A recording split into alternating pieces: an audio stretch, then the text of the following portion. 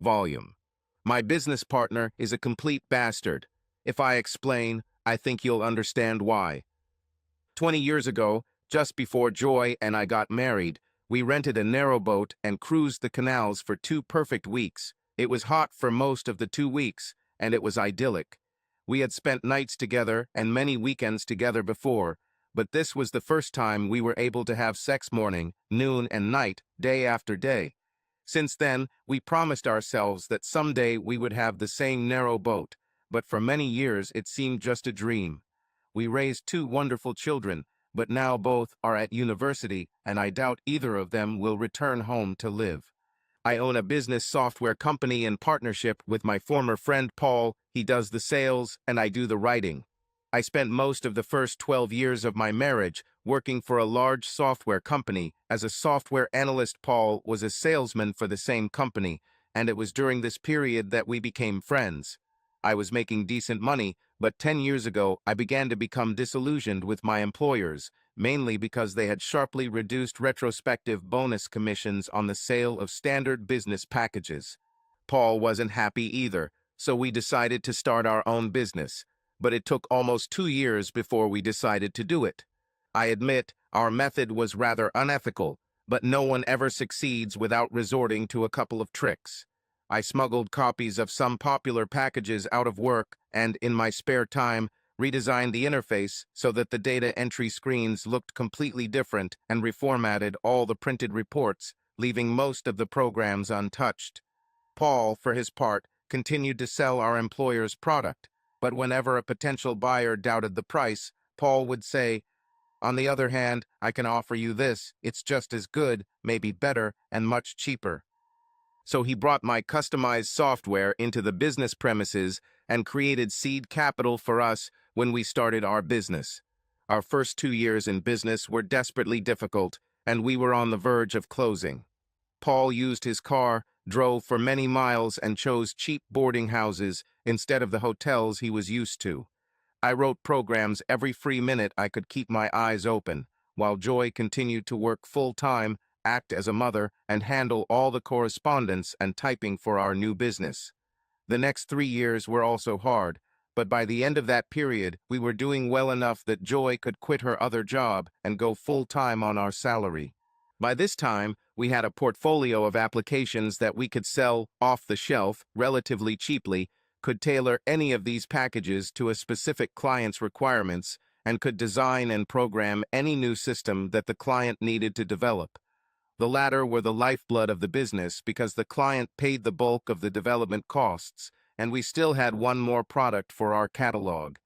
The last 3 years have been a period of consolidation, and we have seen the fruits of our risk. The final sign of success was that a year ago we hired a girl to replace my wife, allowing Joy to become a lady at her leisure while continuing to earn almost the same income from the business. Lucy, our new assistant, is a sight for tired eyes. If the word nubile didn't exist, it would have to be invented especially for her. She is 22 years old, has a very cute face, long wavy blonde hair, and breasts the size of oranges. She's like a living pin-up. I would never dream of cheating on Joy, but just being around Lucy lifted my spirits. One afternoon, as she sat cheekily on the corner of my table, chatting cheerfully and constantly crossing and uncrossing her legs, I found myself in a forbidden arousal, so I took my overabundance of lustful thoughts and went for a walk to cool down.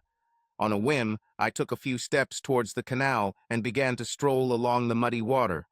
After a couple of minutes of walking, I saw a narrow boat with a "for sale" sign. As I got closer, I noticed that the sale would be through a private tender, and the current day was the last day for submitting bids. I assumed that I was already late, but curiosity forced me to climb aboard and look around.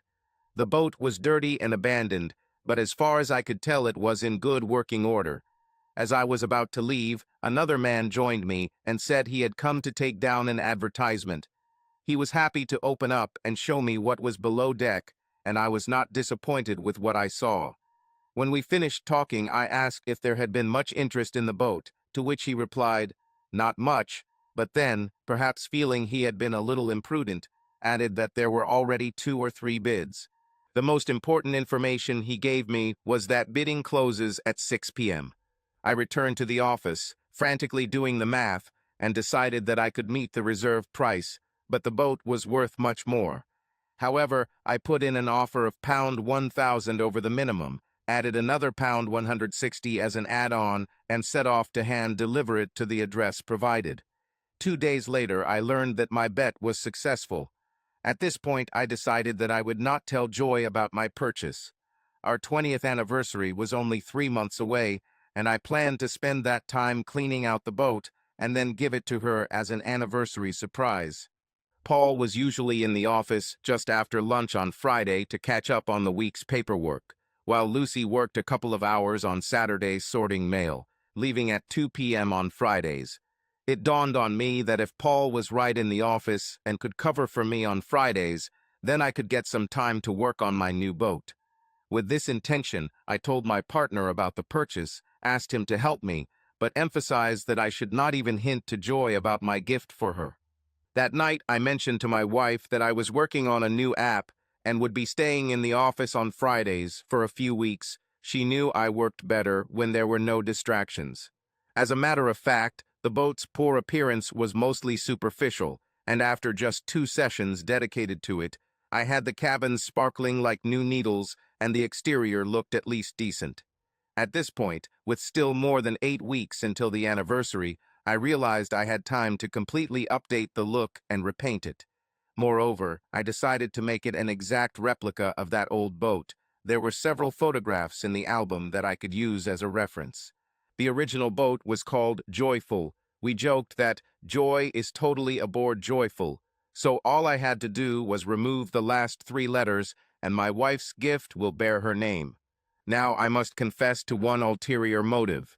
During difficult days, despite being tired, we tried to do something sexual to maintain mutual comfort and contact other than business matters. Now that better times have arrived, you might expect us to make up for lost opportunities, but in fact the opposite has happened. Our love lives have become rare instead of frequent. I would like to note that at 38 years old, Joy looks much younger, closer to 30 than 40, and remains a very desirable woman. I'll admit, she has a maturity to her, but she maintains the slender figure that I fell in love with from the very beginning. So I hoped that a canal cruise on a replica of that old boat might rekindle our youthful passions. I had done 3 sessions on the boat and had begun to touch up the paint when Paul came into the office unexpectedly on Tuesday and said, "This Friday is our first barbecue of the year. You and your lovely wife are invited as usual, but if you'd rather work on her project, there's no reason why she can't come alone." I conveyed this invitation to my wife that night. She was delighted, but was surprised that I couldn't take the day off and go with her. I was tempted, but 8 hours of painting made me realize that I had taken on too much and would need every spare minute to finish everything on time. So I worked on the boat, and Joy went to the barbecue alone. Joey. I went to Paul and Lisa's in a taxi. I now had my own sports car with 2 seats, but I knew that by the end of the evening there would be a lot of drinking. I was a little upset with Tom for not taking me to the barbecue no matter how urgent his new program was. One evening couldn't hurt. We haven't had any real overtime in the last 2 years, so I think I was starting to get annoyed at what was once a standard part of life. I also knew that, being alone, I would have to be extra careful to avoid Paul's hands. For years, he openly tried to touch me in front of everyone. Lisa knew exactly what he was doing and didn't seem to care. But dear Tom never did. I didn't notice anything. It occurred to me that it would be fair if his partner could really feel my body, but I had no intention of giving Paul more freedom. Such outings were a rare pleasure because we never went anywhere or did anything. To tell the truth, I was bored as hell. I was used to a busy life, and since I retired, I didn't like it. One boring day followed another. We finally achieved success, but it only gave us money to spend on things we rarely really needed. All these years of sacrifice and struggle, and for what? It wouldn't be so bad if we still had the joy of intimacy, but it became boring too. Tom rarely showed interest, and I had no desire either. Even when things were at their worst, we always had that connection. Many times Tom fell asleep, while having sex with me. On the canal cruise before the wedding, if Tom had come to me and said, "We're going over the threshold and we're going to drown. There's a chance we can save ourselves, but if we stay on the boat, there's time for one last sex," there wouldn't have been any no doubt what we would do. Sex was an integral part of our lives at that time and for many years after, and it was difficult to understand where that old intimacy had gone. Paul greeted me with his usual kiss on both cheeks.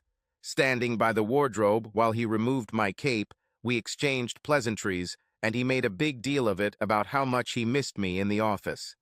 This prompted me to ask how my replacement Lucy was coping, adding, "Tom says she's effective, but hasn't said much about her." "She's a real gem," Paul exclaimed enthusiastically without hesitation.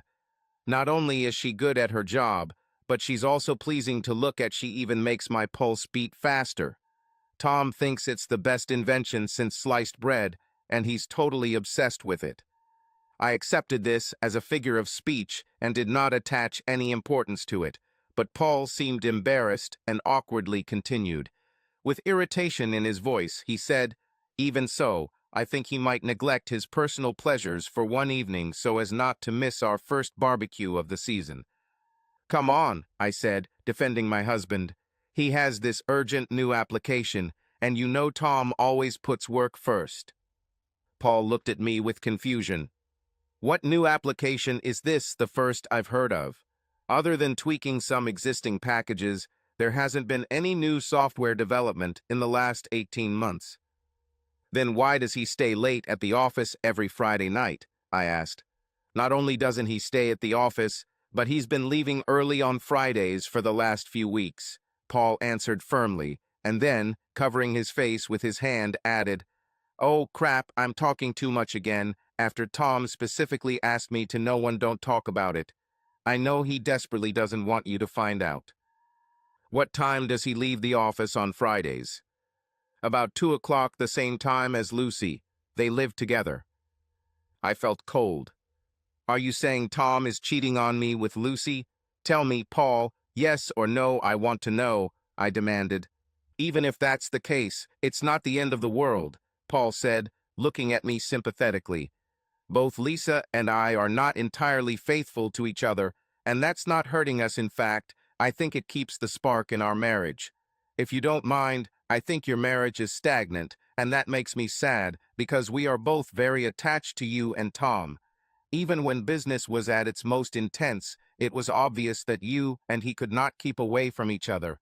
You had a natural connection, body language, but it seems to have disappeared. Just a little romance can get Tom out of his rut, and you could use a little of that to bring back the sparkle in your eyes." As he spoke, Paul put his arm around me and squeezed my shoulder. I automatically tensed, which made him jump back in a defensive position and raise his hands in protest. "Geez, not me. It's not that I didn't want to, but Lisa warned me that you were out of my reach." He looked so comical that I had to laugh. He joined in, and that softened the situation.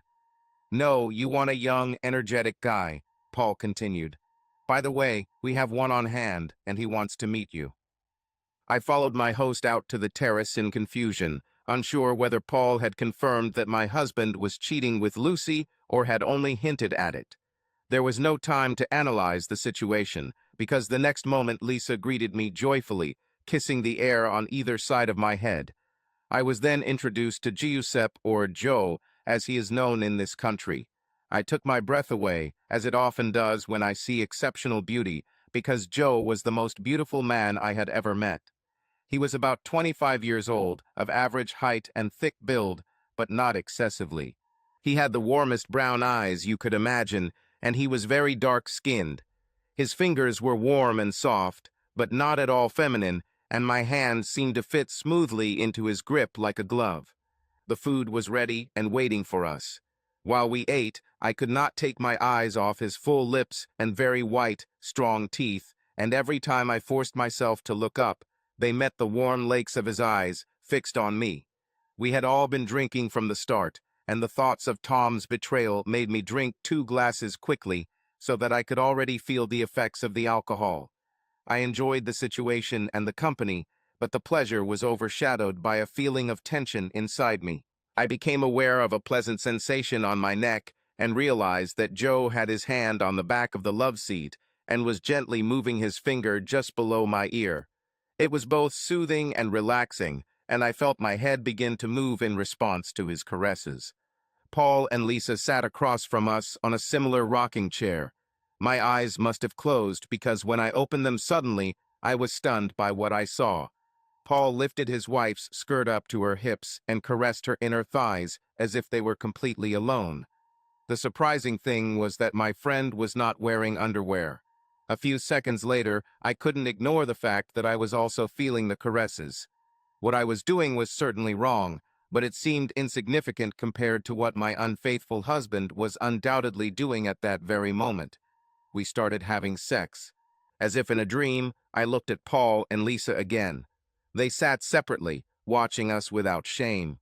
It sounds disgusting, but it wasn't in a weird way. It added to the sexual atmosphere of the situation and made it even better. I didn't mind the spectators, but I was depressed that it happened in front of people, so I started muttering how ashamed and sorry I was. Lisa said not to be upset because it was a rare event and they were privileged to see it. Joe then picked me up and carried me into the bedroom, where we had sex again. After that night, I started seeing Joe for a week to go to the motel, and a month later I was with him again at the next barbecue. Volume. Joy didn't say anything special about the barbecue, answering my questions with, it's business as usual. She mentioned that there was another male guest, adding rather sarcastically, "So we didn't miss you one bit," and that was the only reproach for not being present. Immediately after that night, her behavior changed, and she began to act more like the girl I married. It seemed that she was subconsciously aware of the boat because of her new behavior. Exactly what I hoped to provoke with my gift. In fact, I began to reap the benefits of my enterprise a few weeks earlier. I began to have more and better sex than in many years, and as a result, at work, my infatuation with Lucy's body began to wane. 4 weeks and the next barbecue arrived. I was aware of the boat project and was willing to take the evening off if Joy had been more enthusiastic, but her opinion was that I should keep doing what I was doing so far. The following Wednesday afternoon, after I had already eaten lunch, the first cloud appeared on my horizon. Lucy couldn't find the old file and asked me where it might be. I didn't know, so I called home because Joy was doing this before she left. There was no answer. I called again half an hour later, and then throughout the day with no answer. That night I asked, "Where were you this afternoon?" "Nowhere, I was here the whole time," she said with a strange expression on her face.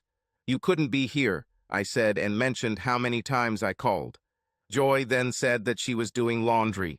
She went on to explain that the phone couldn't be heard when the washing machine was running. There were 2 loads, and she spent a lot of time hanging out the washing in the garden.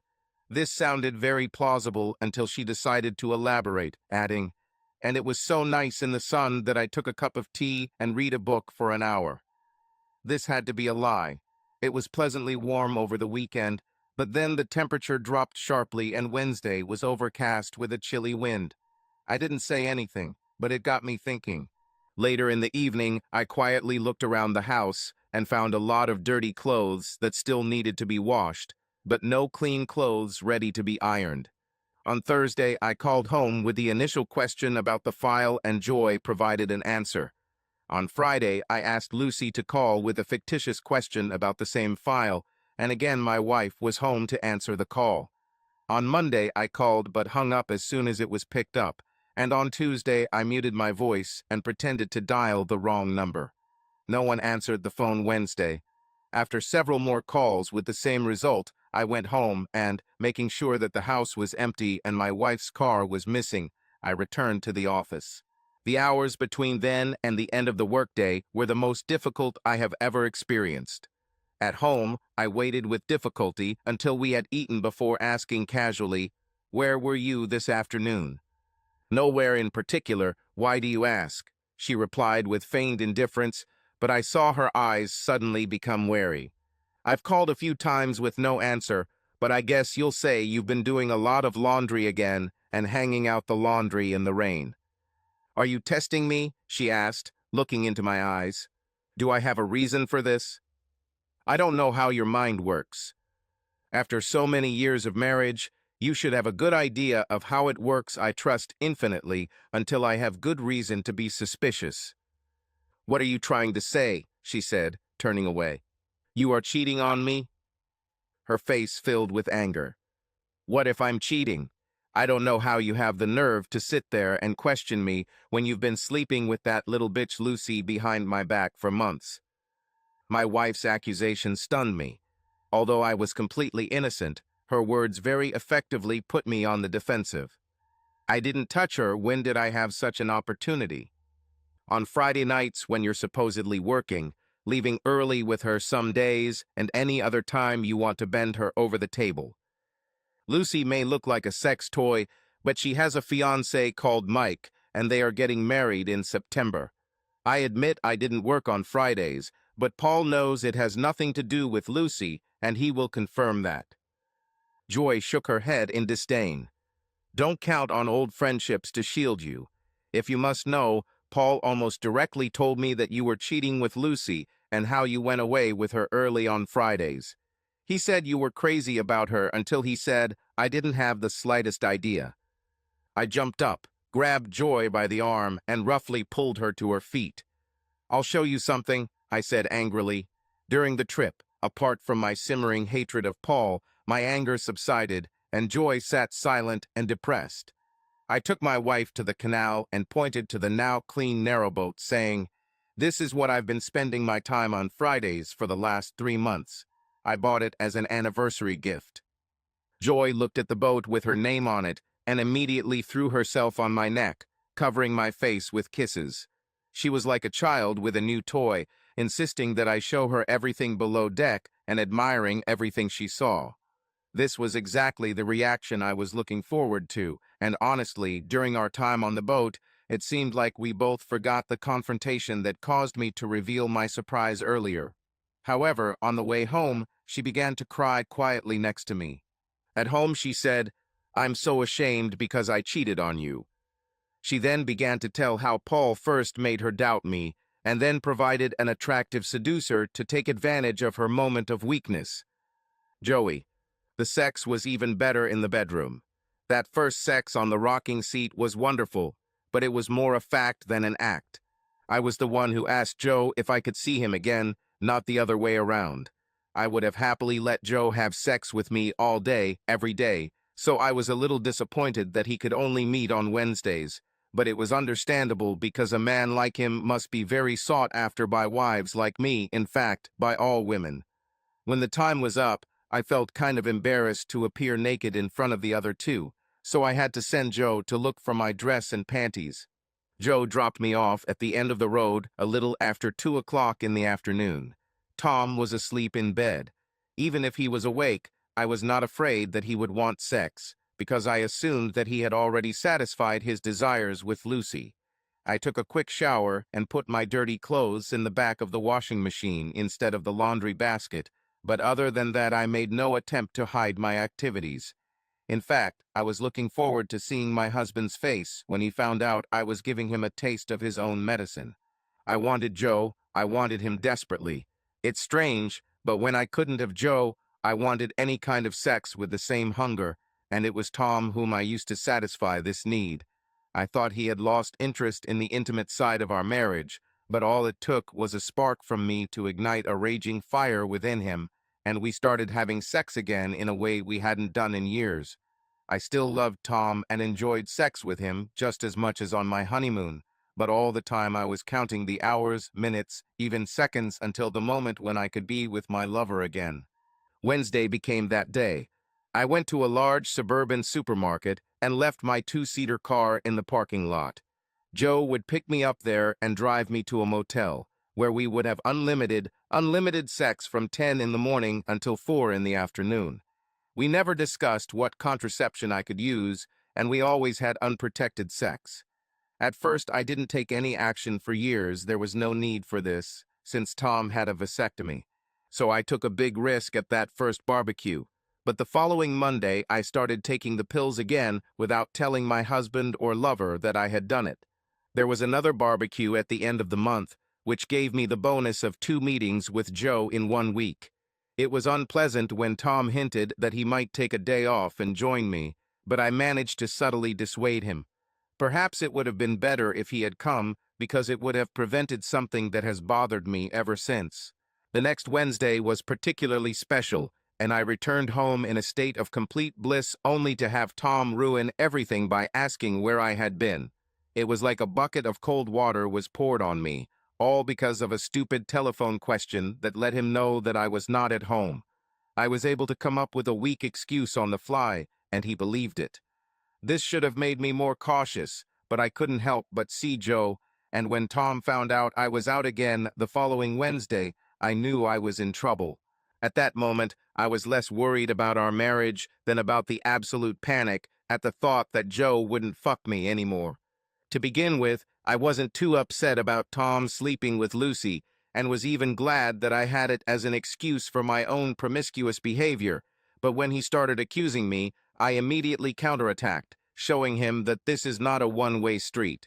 The answer to the answer might have perhaps left us both free to continue dating other people, but when Tom brought me in to prove his innocence by showing me the boat, I was left with no excuses. Seeing his gift, I was so fascinated by the ship that for a while we both seemed to forget about our family problems, but on the way home everything returned to my memory with full force.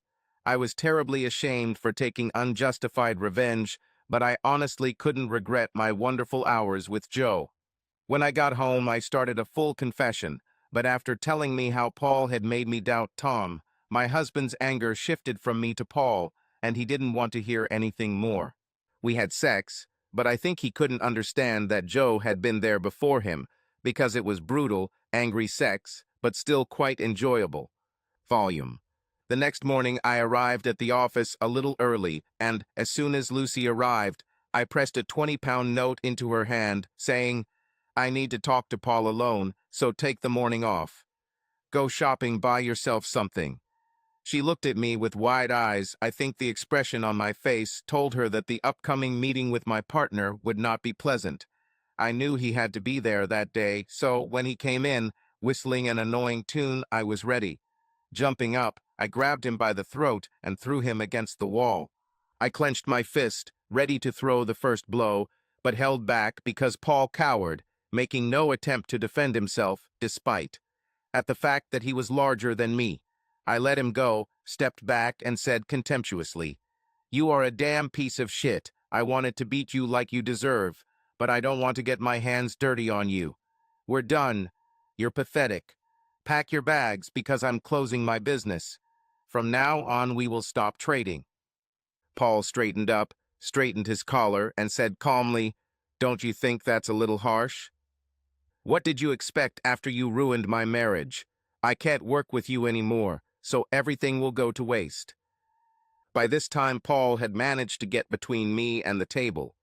"So you're going to throw away everything we've sacrificed, all this work, just because another man had a little fun in your private garden? That's truly pathetic." "You set it all up," I said.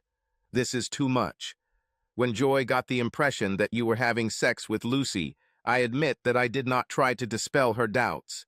Honestly, I don't see how I could say anything without betraying your secret about the boat, but you swore to me not to disclose this. As for the destruction of your marriage, I think it did you good." "Now you're talking nonsense," I spat. "Is that so?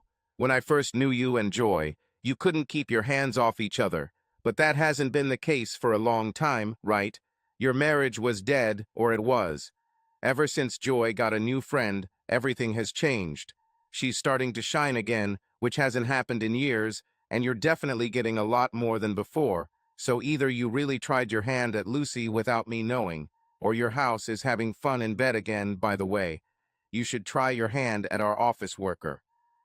His words stunned me because I believed that our newly revitalized sex life was a secret between me and my wife. "You don't know what you're talking about." "I know everything I know from bitter experience. Listen, Tom, let's call a truce. Make us some tea, and I'll tell you something about myself that you don't know." Not knowing what else to do, I followed his suggestion and then listened to his story. When I met Lisa, I thought there was no other woman like her in the world. We were a lot like you and Joy, if not more so. One night in bed, shortly before our wedding, she said, "I know that people like you and I know that you won't be able to resist temptations. Don't promise that you will stop, because I know that you won't. And that's normal for me, just don't expect me to keep myself until you're not coming home." I thought it was just sex talk to turn me on. So when I found out that Lisa was cheating on me with several guys, I was heartbroken. We discussed everything and decided that since she wanted other men, and I did want other women, we should abandon the concept of fidelity. Since then, we have adopted the so-called sex lifestyle, and we could not be happier. In fact, you and Joy are the only traditional couple in our social circle. Overcoming jealousy can open up a whole new world of freedom and pleasure for both of you. There was no doubt about his sincerity, so I answered seriously, "It may work for you, but I'm just not that kind of person. I admit that Lucy flirting around the office ignited my passion, but I really don't want any other woman, except Joy. That may be acceptable in an ideal situation, but is the situation ideal? Joy has shown that she wants at least one other man besides you," he countered reasonably. "I'm showing you how to deal with the situation as it is. So what should I do? Have women I don't want so that my wife can spread her legs for anyone and everyone with a clear conscience?" "Not necessarily. I told you that we started switching partners with other couples and still do it sometimes, but now we prefer to just invite another man to join us. Sometimes I engage in sex, but more often I just sit and watch Lisa and him together." I looked at my wily partner in disbelief. "What can you possibly get out of this?" "You'd be surprised. Rarely do two people have the same sexual desire, so in any marriage one or the other is bound to be disappointed to some degree.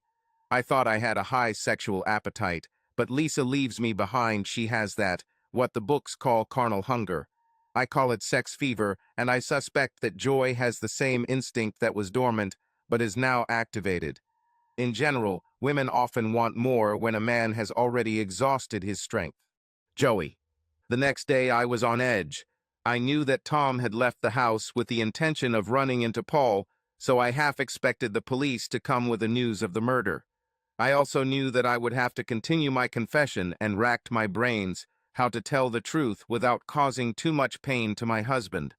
When Tom came home and said that he had a long conversation with Paul and that they had agreed to remain in partnership, I was stunned to know what was said, but because I was clearly guilty, I couldn't ask questions. Tom was surprisingly gentle and understanding, saying almost nothing, only occasionally nodding his head, while I talked about my weekly meetings with his rival. He said he forgives me, and in response I made a very painful gesture. With Tom at my side, I called Joe. Before he could say anything, I quickly said, "My husband knows about us, so I can't date you anymore. I'm sorry. Goodbye." As I slowly hung up, I heard Joe say, "If you ever change your mind, anytime, anywhere, just leave a message on the answering machine." We had a lot of sex over the next few days. I was aware that I was trying to undo the damage caused by my behavior. For a brief moment, I truly believed that we could put this behind us and get back to the way things were, and then next Wednesday came. I cried all day, or at least tears flowed from my eyes. I ached all over and showed all the symptoms of an addict in deep withdrawal. I knew I had to be with Joe. I felt that I had a right to be with Joe, and I hated my husband for depriving me of this wonderful pleasure. My body decided that if it couldn't have sex with Joe, it didn't want to have sex at all, and each successive Wednesday reinforced that decision. Intellectually, I still loved Tom very much and desperately wanted to atone for my betrayal, but I could not control how my body would react. I didn't say no to Tom, but I couldn't answer him, and I had to do my best not to be completely rigid and push him away, so it was a relief when he started to leave me alone. We both had no desire to go out on the boat, and the weeks passed while we coexisted, each in our own zone of misery. Volume. After 6 weeks, I was in complete despair. Joy and I walked around barely talking, and she was just as depressed as I was. Instead of making things better, ending the affair actually ruined my life. While Joe had my wife, I enjoyed the best sex of my life, but since I stopped it, I didn't get any more sex. Joy, of course, didn't refuse me, but it was more like necrophilia than making love, and I soon stopped trying. Perhaps I should have realized the solution much earlier, but better late than never. It came to me suddenly. In the office, during Paul's rare appearances, we were barely polite to each other, but the need to know led me to adopt a friendlier tone and ask, "What is this Joe guy like?" "He's a great guy," Paul responded enthusiastically, relaxing at my initiative. "There aren't many like him. Joy couldn't think of a better one to start with. I've seen him with Lisa plenty of times, and he's very impressive. She loves him very much, and he's the favorite of most of the wives in our crowd. A lot of studs are arrogant assholes, but that doesn't bother my bitch wife. She's more interested in what's between their legs than their character. In fact, it's the men I despise that turn her on the most." He paused and then added, "Actually, it turns me on too, and it makes me really pathetic." I thought about this conversation most of the evening. Suddenly, I came out of my thoughts and saw Joy looking at me questioningly.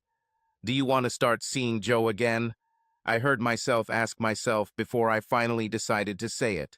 My wife looked at me with disbelief and joy on her face. "Can I call him?" I nodded in agreement, but as she walked past my chair, I grabbed her hand and said, "I want to meet him first." Joy didn't say a word, but I knew she agreed with this condition. Then, as she answered the phone, I added, "And when that happens, I want to be there."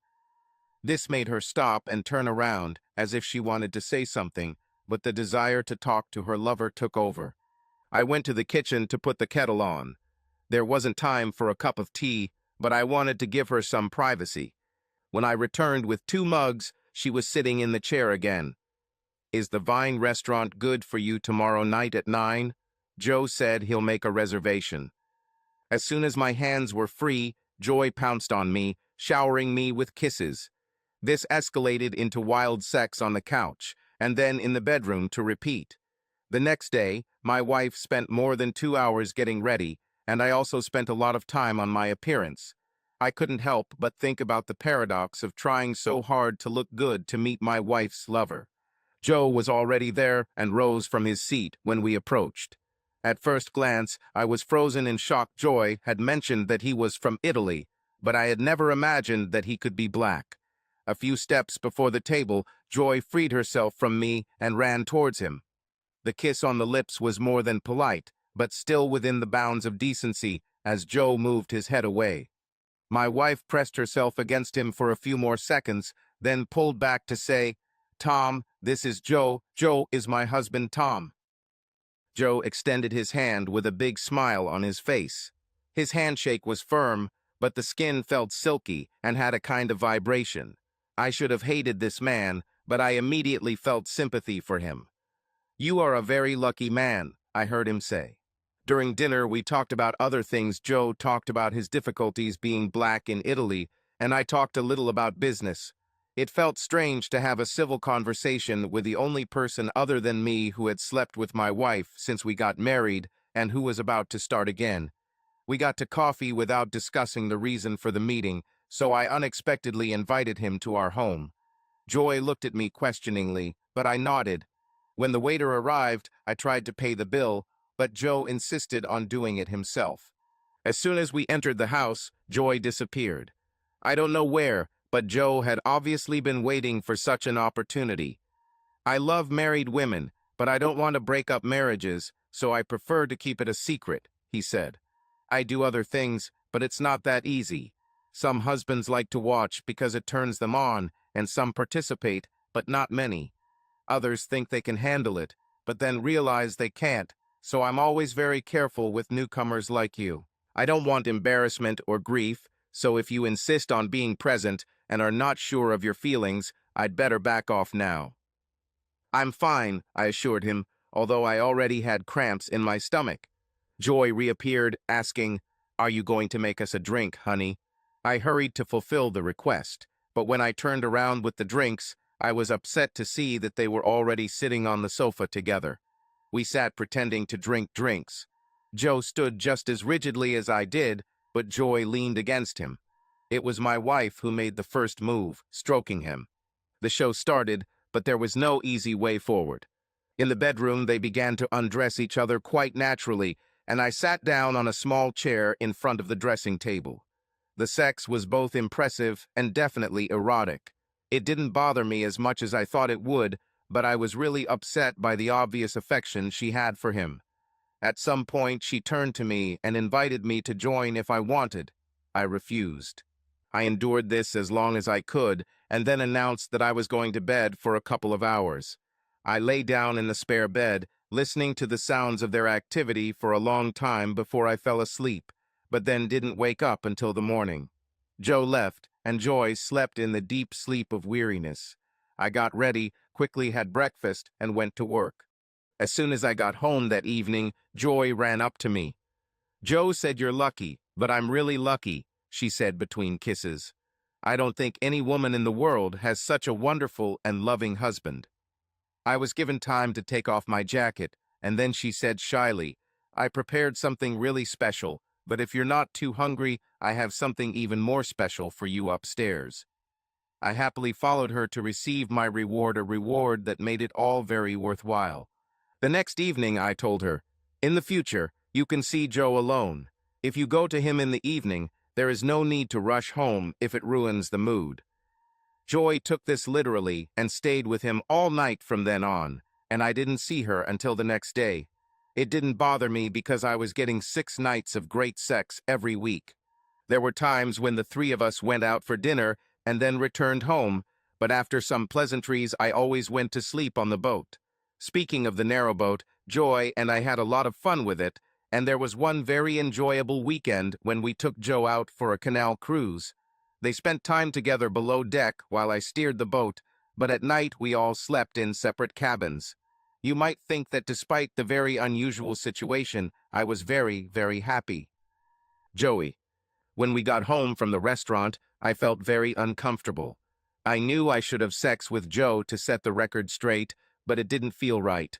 Once we were in the bedroom, things got better, but it still wasn't.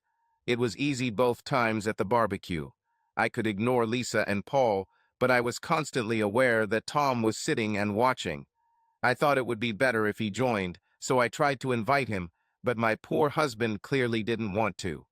I knew Tom didn't like being a spectator one bit, and I half expected him to say he was wrong and that I couldn't see Joe anymore. Instead, he went the other way and let me stay with my lover all night once. A week. Joe and I actually met in the morning as before and got almost 24 hours together. I began to live to the fullest, and Tom seemed surprisingly happy. Joe and I had been dating for a little over 6 months when he said he couldn't date me anymore.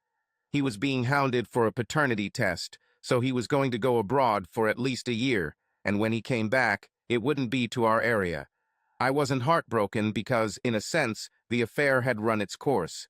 Sex became mechanical and predictable without that initial spontaneous delight. It was still very good sex, but I came home feeling a little disappointed every time. We parted amicably, without regrets and with gratitude to each other for the pleasure we had given. I told Tom the next evening. With Joe gone, I had planned to make it up to my kind husband for tolerating this deviation in our marriage, but instead of being pleased, he seemed almost upset by my news. He was immersed in his book again and didn't seem to want to talk about it. Volume. Only a psychologist can understand this, but I can't. Although I hated watching Joe have my wife, I took great pleasure in the fact that it was happening out of my sight and at a distance. They say that transcendental meditation can give heightened sensory perception, and I got a similar effect from sitting alone and thinking about what my wife was doing with another man. In my solitude, I didn't drink, read books, or watch TV. While Joy was away, I had a constant nagging feeling in my stomach, but this was offset by other pleasant sensations. Overall, I felt more alive than ever, and these significant benefits tended to last throughout the following week. It seems to me that I looked forward to my wife's meetings with her lover even more than she did herself, so it was with a feeling of almost destruction that I heard that it was all over. Joey. We sat there for 2 hours, at least pretending to read books, without exchanging a single word, when I looked up and saw Tom smiling happily at me. "You can always find someone else," he said. Subscribe to our channel so that your love doesn't cheat on you, and go ahead and listen to the next story, because this story is nothing compared to the next one. If you're under 18, don't even think. Click to the next one. Click to the next one. Click to the next